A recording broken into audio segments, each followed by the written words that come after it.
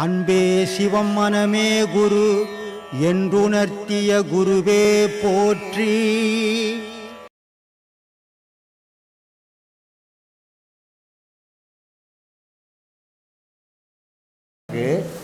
தாய் தகப்பன் 2 பேர் இருக்கிறாங்க. சரி, இந்த 2 பேர்த்துல யாரை காப்பாற்ற வேண்டிய கடமை வந்து முதன்மையாக இருக்குது? அம்மாவை அடிச்சு தேத்தி போடு, அப்பனை காப்பாற்று. செய்யலாமா? செய்யக்கூடாது. இல்லை, அப்பனை அடிச்சு தேத்திட்டு அம்மாவை காப்பாற்றினானா? 2 பேரும் சேர்ந்து செய்த பொருள் தானே. நீ ஒரு பொம்பளையால் உன்னை உருவாக்க முடியுமா? ஒரு ஆம்பளையால் உன்னை உருவாக்க முடியுமா? 2 பேரும் செய்த ஒரு கண்ணை குத்தி போடலாமா? ஒரு கண்ணு இந்த போதும் அது உலகத்துக்கு பார்க்கறதுக்கு, ஒரு கண்ணை குத்தலாமா? அப்போ தாய் போனால் 2 கண்ணு மாதிரி ஒரு உருவத்துக்கு ஒரு பிள்ளைக்கு 2 பேரையும் கண்ணும் கருத்துமாக காப்பாற்றுறது. அதுதான் சொன்னான், உப்பிட்ட வரை உயிர் உள்ள வரை நினைனா. ஒரே நிலையில் பார்க்கணும், 2 பேர்த்தையும் ஒரே மாதிரி பார்க்கணும். பின்ன இது என்ன, இது வசதியா அது பண்ணிட்டான்? அப்போ வசதியா அம்மா வசதியா? இல்லை, ஒரு சில குருமார்கள் சொல்கிறாங்க தாய் வந்து உயர்ந்தவங்க. தகப்பன் தாய் எப்படி ஆனாவோ? தகப்பன் இல்லாத தாய் ஆகிட முடியுமா ஒரு பொண்ணு? ஒரு பொம்பளை ஆவால? எவனோ மூடன் சொன்னதெல்லாம் என்கிட்ட கேட்காத. ஒன்று இல்லைன்னா ஒன்று ஏங்காது. உடல் இல்லைன்னா உயிர் ஏங்குமா? உயிர் இல்லைன்னா உடல் ஏங்குமா? இதில் எது வசதி? எதுப்பா வசதி? உயிர். உயிர் வசதியா? அப்போ உயிர் உடல் இல்லாத ஏங்குமே? ரெண்டும் ஒன்று தான். ரெண்டும் முக்கியமான பொருள். 2 இருந்தால் தான் ஏக்கம். ஒன்றா இருந்தால் ஏங்காது. அதனால் அம்மான்ற பேர் அப்பன் கொடுத்தது தான். அப்பன்னு ஒருத்தர்னா ஒரு பொம்பளை அம்மா ஆகவே முடியாது. அதே நேரத்தில் அம்மானு ஒருத்தல்னா ஒரு குடும்பம்னு ஆகவே ஆகாது. அதனால் 2 பேர் சேர்ந்து உருவாக்கின பொருள் தான் நம்ம.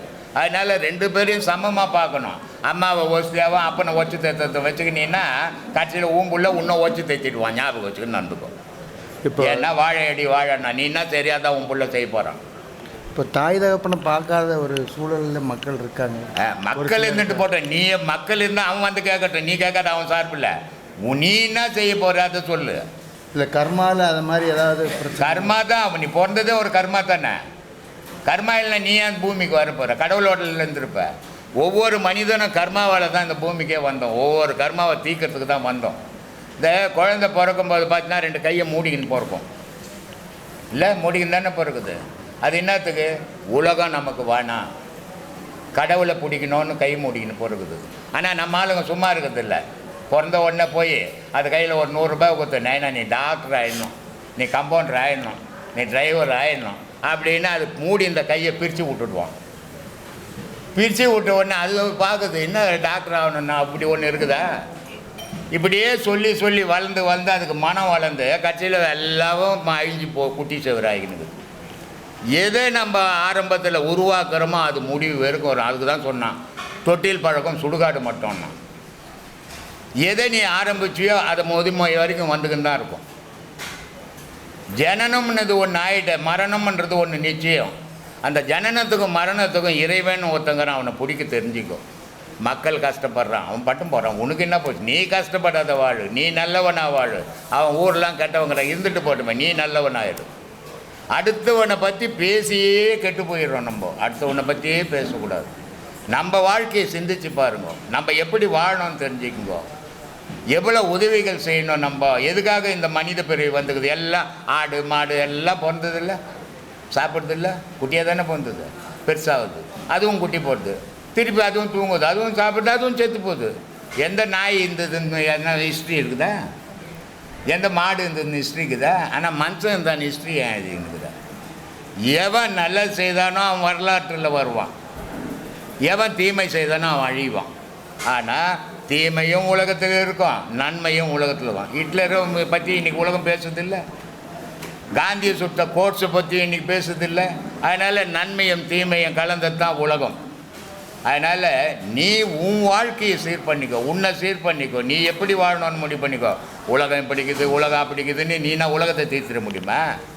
கடவுளாலேயே திருத்த முடியாத கண்ணீர் விட்டுனுக்கிறான். கடவுளை நீ யாரையா திருத்தத்துக்கு உலகத்தை? உன்னை திருத்திக்கியா முதல்ல. நீயே திருந்தாத உலகத்தெல்லாம் திருத்துறன்னு நினச்சி கற்பனை பண்ணிக்காத. சொல்லு. உணவில் வந்து புலால் உணவு வந்து ஆகாது அப்படிங்கன்னு சொல்கிறாங்க. சைவம் தான் வந்து மனித உடலுக்கு உகந்தது அப்படின்னு சொல்கிறாங்க. எதனாலங்க ஐயா? இது எல்லா மனுஷனுக்கும் சொல்லலை. தெய்வத்தை நோக்கி எவன் போகிறானோ அவனுக்கு புலால் ஓதுவாதுன்னு சொல்கிறோம். ஊரில் இருக்கிறனாலாம் புலால் சாப்பிடாதுன்னு சொல்ல முடியாது நம்ம, ஏன்னா அது அவன் விருப்பம். இப்போ சாமிக்கு ஆடு வெட்டுவான், சாமிக்கு கோயில் கட்டுவான், இது கோழி வெட்டுவான். எந்த சாமி கோழி வெட்ட சொல்லிச்சு? எந்த சாமி ஆடு வெட்ட சொல்லிச்சு? நாக்கு ருசிக்கு வெட்டுற அதை எங்கன்னா மரப்பாக வெட்டி துண்ணுட்டு போ. தெய்வத்து பேரில் வெட்டி நடுவு 4 பேர் பார்க்குற மாதிரி செய்யாத. அதனுடைய ஒரு பீடி நெருப்பு பட்டவன் உடம்பு என்ன துடிக்கும்? அப்போ உன்னோட உயிரை துடிக்க துடிக்க அறுக்கிறிய நீ தெய்வீகத்தில் போய் அந்த துடிப்பை பார்க்குறிய, உன்னால் சகிக்க முடியுதா? அதனால் ஆன்மீகத்தில் போகிறவன் இதெல்லாம் சாப்பிடாத, இதெல்லாம் பாவப்பட்டது. இதனால் தான் சொன்னார் பத்ரகிரி, ரொம்ப அழகாக சொல்கிறார். மண்ணுயிரை கொன்று தின்று உழலாமல் தன்னுயிர் போல் நினைத்து தவ முடிப்பது எக்காலம். எல்லா உயிரும் என் உயிர் தான் மாறின்ற நினைப்பு உனக்கு எப்போ வருது அப்போ தாண்டா தெய்வத்தை நெருங்க முடியும். நீ நான் வேறு, எல்லா உயிரும் வேறு நினைக்கும் போது தெய்வத்துக்கு உனக்கும் உறவே கிடைக்காத எந்த காலத்துலேன்ட்டான். அதனால் உன்னை சீர் பண்ணிக்கோ, உன்னை மாற்றிக்கோ, உன்னை திருத்திக்கோ, நீ நல்ல வழியில் போ, அடுத்தவனுக்கு சொல்லிடு. சரி, சொத்துன்னு பார்த்தா ஆபரணங்கள்லாம் நிறைய சேர்த்து வைக்கிறோம். நம்ம சேர்த்துக்கோ, அதை வந்து அணியலாமா? அணிச்சுக்கோ, போகும்போதும் வாரியும் போவோம். எல்லாத்தையும் சேருப்பா, உண்டு தானே. போகும்போது நீ எடுத்தும் போயிடு. உலகத்தில் எவனாவது எதையாவது எடுத்துக்கிறானே, கொண்டு போக முடியும். பணக்காரனாக இருந்தாலும் பிச்சைக்காரனாக இருந்தாலும் எல்லாம் இறைவன் படைத்த பொருள். உனக்கு அனுபவிச்சுட்டு போக தான் உரிமைக்குது. உண்டு நீங்கள் உலகத்தில் எதுவுமே கிடையாது, எல்லாம் அவந்து. அடையாளமாக எதுவுமே அணியிறது நீ என்னத்த அடையாளம்? உன் அடையாளம், உன் உடம்பு அடையாளம் இருக்குமா? காலமுள்ள குறிப்பிட்ட வயசு ஒன்று குழி நோண்டி பொச்சிடுறேன் உன்னை, அப்புறம் எங்கே உன் அடையாளம்? அடையாளம் இல்லாத பொருளை அடையாளப்படுத்திக்கோ, அதுதான் கடவுள். நீ அடையாளமாக இருந்து ஒன்று இந்த உலகத்தில் நினச்சி நிற்க போகிறதில்ல, நான் நினச்சி நிற்க போகிறதில்ல. அடையாளம் இல்லாத பொருளாக இருந்து நான் உலகத்தை இயக்கிக்கணும். அதை தேடு, உன்னை தேடு. நீ யாருன்னு தெரிஞ்சுக்கோ, அது யாருன்னு தெரியும். அதனால் கண்ட கற்பனைக்கெல்லாம் போகாதீங்க, நிஜத்தை தேடுங்க. ராத்திரி கூட சொன்ன உலகம் அமைதியாகணும்னு. நான் 48, நீ அமைதியாக இருந்தால் உன் ஊடே அமைதியாகாது, உலகம் எங்கேயும் அமைதியாகிறது. நீ 48 நாள் நான் அமைதியாக இருக்கணும்னு மௌனத்தில் இருந்தால் உன் புள்ள டமால்னு ஒரு கிளாஸ் எடுத்து போடுவான், உன் பொண்டாட்டி ஒரு குண்டான் தூக்கி விடணும் அடிப்பா. அப்புறம் நீ எங்கே அமைதிக்குது? உன் வீட்லேயே அமைதி இல்லை, உலகத்தில் அமைதி இருக்குமா? உலகம் கடவுளே அமைதியாக இருக்கணும்னு நினைக்கிறான், இருக்க முடியல. அப்புறம் மனிதனால் மாற்றிட முடியுமா? எந்த கொம்பனாலையும் மாற்ற முடியாது. அவன் தான் மாறணுமே தவிர மற்றவனால எவனையும் மாற்ற. இப்போ நான் கூட இவ்வளோ பேசினுக்கிறேங்க, இவ்வளோ 40 வருஷமாக பேசிங்கிறேன். ஏன்னா மாறினானா மாற முடியாது. அவன் மனசு மாறினாலே தவிர நான் பேசுறதால எவனை மாற மாட்டான். அதனால் தன்னை மாற்றிங்க, தான் நல்ல வழியில் போங்க, நல்லதை செய்யுங்க உலகத்துக்கு. அது உங்களுக்கு நல்லதை கொடுக்கும். அதை விட்டுப்பட்டு எனக்கு பலம் இருக்குது, எனக்கு சொத்து இருக்குது, எனக்கு சுகங்குது, நான் தான் பெரிய ஆளுனா ஒரு நாள் படுக்கத்தான். அந்த படுக்கையை ஞாபகம் வச்சிங்கன்னா வாழ்க்கை சீராக வாழ்வீங்க. நான் இன்னமும் இங்கே ஒரு 1000 வருஷம் வாழ போகிறேன்னு நினச்சிங்கன்னா ஆணவம் தலை தூக்கி வரும்.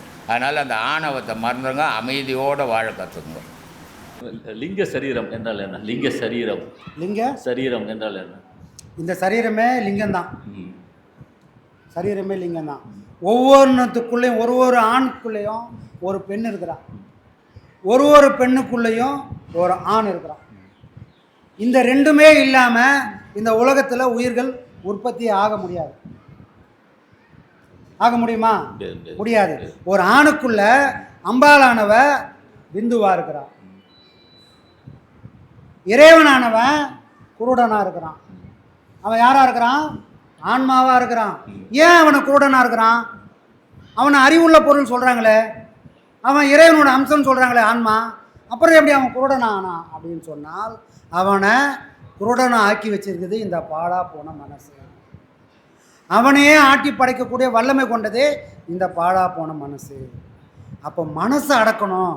மனசை அடங்கினா மூலாதாரத்தில் இருக்கிற இந்த மூலக்கணல், இந்த விந்து எப்படி தண்ணி ஆவியாகி மேகமாகி இன்னொரு இடத்துல மழை பெய்யுதோ, அதே விஷயமா நம்மளுடைய பாடத்தினால் விளையக்கூடிய இந்த அனல், இந்த ஸ்தூலமும் சூட்சமும் கலந்துருக்கிற இந்த விந்தில் சூட்சுமத்தை பிரித்து ஒரு ஆதாரத்தில் மழையாக பெய்யும். அந்த மழை பெய்யும் போது இந்த ஆன்மா கண் திறக்கும்.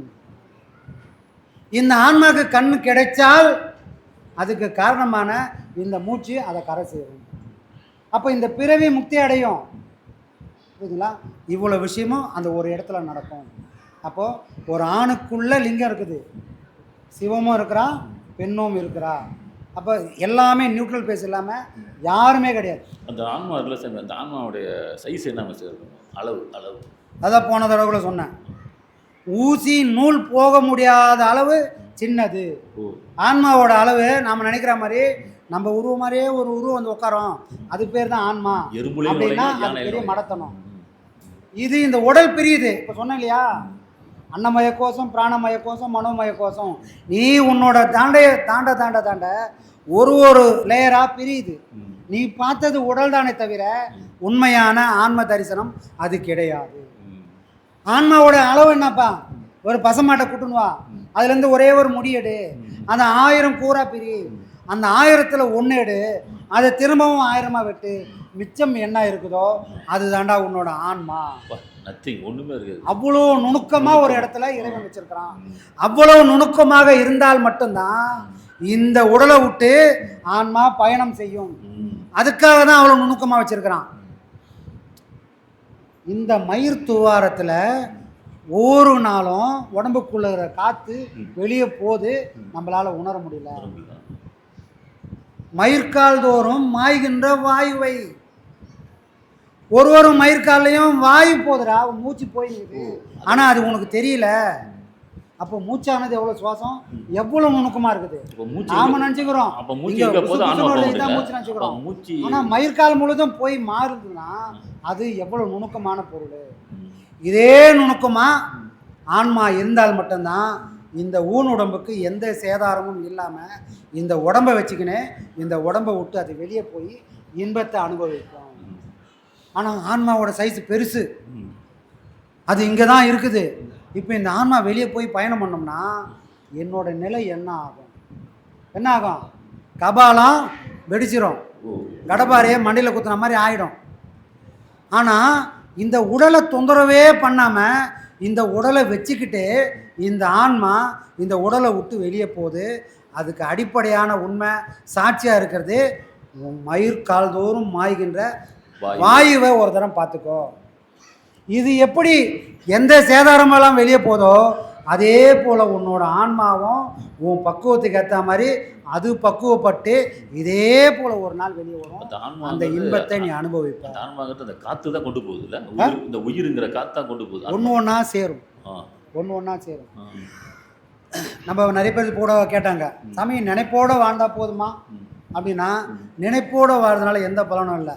ஏன் சாமி, மனசை இறைவன் சிந்தனையிலே வச்சா அது என்ன தவறு ஒன்றும் இல்லை, நீ ஒழுக்கமாக வாழலாம். ஆனால் அது உன்னை கரை சேர்க்குமா? கரை சேர்க்காது.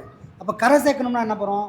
உனக்கு நினைவும் இருக்குது, அந்த நினைவு கூட உன்னோட மூச்சும் உறவாடணும். அப்போது மூச்சு எங்கெல்லாம் இருக்குதோ மனம் அங்கெல்லாம் போகணும், மனம் எங்கெல்லாம் இருக்குதோ மூச்சு அங்கே போகணும். இந்த 2 பொருளும் ஒன்றை விட்டு ஒன்று பிரியாமல் இருக்க வேண்டியது உன்னோட கடமை, அதை செய்ய வேண்டியது உன்னோட சாமர்த்தியம். இது நமக்கு சாத்தியமானால் மனம் எங்கே போய் நிற்குதோ அங்கே மூச்சை ஓட்டணும்னு சிரமமே இல்லாமல் இந்த மூச்சு தானாகவே அங்கே போவோம். இந்த தானாக என்னைக்கு நடக்குதோ அன்னைக்கு தான் அது ஆன்மாவோடு அது கலக்கும். இப்போ மனம் இங்கே மண்ணில் செத்துரும் இல்லை, உடல் ஆகாது. மனுஷனுக்கு மட்டும்தான் பிறவி. ஏன் பிறவி? அது தன்னை உணராமல் வாழ்ந்து முடிச்சு போகுது. ஆனால் பயிற்சியில் வந்தால் தன்னை உணருது. தன்னை உணர்ந்த மனம் அடங்கி ஒடுங்கி உக்காந்துட்டு இருக்கான். அனுமனுக்கு 1000 பலம், அவன் சஞ்சீவ மலையை தூக்குனான். ஏன் இந்த உலகத்தையே தூக்குவான்? அவன் சூரியனை கடிக்கிறதுக்கு போனான், சாப்பிட போனான் லட்டுன்னு. அவ்வளோ பெரிய பலம் இருந்தான். ஏன் அவன் வாயு புத்திரன் என்னது? இந்த மூச்சு தான். ஆனால் இந்த மூச்சாக இருந்தாலும் அனுமனாக இருந்தால் கூட அவன் யார் தரிசனம் பண்ண உடனே முட்டி போட்டுட்டான். யார் தரிசனம் கண்டான்? ராமன்ற தெய்வத்தை பார்த்த உடனே தான் பலத்தெல்லாம் இழந்து அவன் முன்னாடி போய் மண்டிட்டுட்டான். ராமனா உன்னோட ஆன்மா எப்போ ஜொலிக்குதோ இந்த மனமான மூச்சானது அந்த ஆன்மாவுக்கு முன்னாடி மண்டிட்டுடும். அப்போ அனுமன் யாரு? நான் தான் அனுமன். ராமன் யாரு? நான் தான் ராமன். ஆனால் தெரியல சாமி, தெரியல. தெரியல. தெரியாம இதை உணரணும்னா நாம் இவ்வளோ படிநிலையும் கடந்து போகணும். ராமாயணன்றது ஏதோ கதை இல்லை, நம்ம வாழ்நாளையே நாமளும் அதை பார்ப்போம் சுத்தமாக இருந்தால்.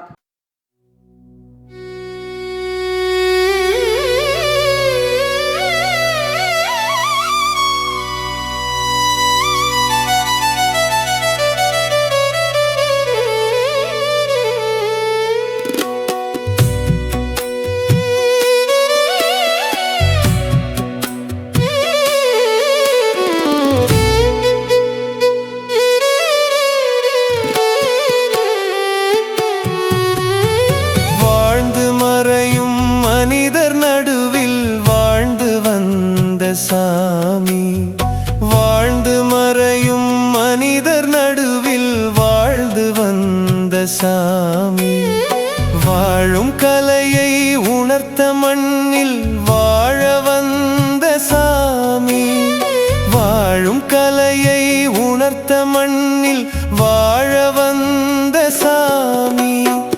ஐயா சாமி சாமி எங்க நித்யானந்த சாமி, ஐயா சாமி சாமி எங்க நித்யானந்த சாமி.